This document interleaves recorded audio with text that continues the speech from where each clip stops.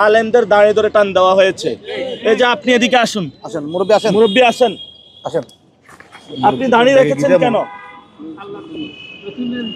রসুলের সুন্নাত, এই দাঁড়িয়ে ধরে যদি কেউ টান দেয় এটা আপনি সহ্য হবে না। জি না। এই দাঁড়িয়ে ধরে টান দেওয়া হয়েছে, যে দাঁড়ি হলে উনি রাসূলের সুন্নত অনুযায়ী রেখেছেন।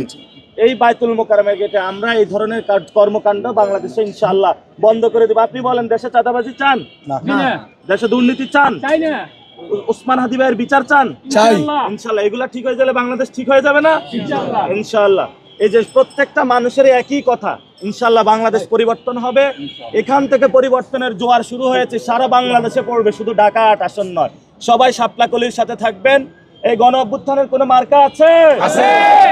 এই ইসলামের কোনো মার্কা আছে? এই সার্বভৌমত্বের কোনো মার্কা আছে? এই দুর্নীতির বিরুদ্ধে কোনো মার্কা আছে? চাঁদাবাজির বিরুদ্ধে কোনো মার্কা আছে? সন্ত্রাসের বিরুদ্ধে কোনো মার্কা আছে? এই সেই মার্কা শাপলাকলি। জোরে বলি শাপলাকলি। অলি গলি শাপলাকলি। মুসল্লিদের শাপলাকলি। মায়েদের শাপলাকলি। বোনেদের শাপলাকলি। ব্যবসায়ীদের শাপলাকলি। আমার তোমার শাপলাকলি। অলি গলি শাপলাকলি। মুখে বলি শাপলাকলি। জোরে বলি শাপলাকলি। 12 তারিখে শাপলাকলি। হবে রায়। শাপলাকলি।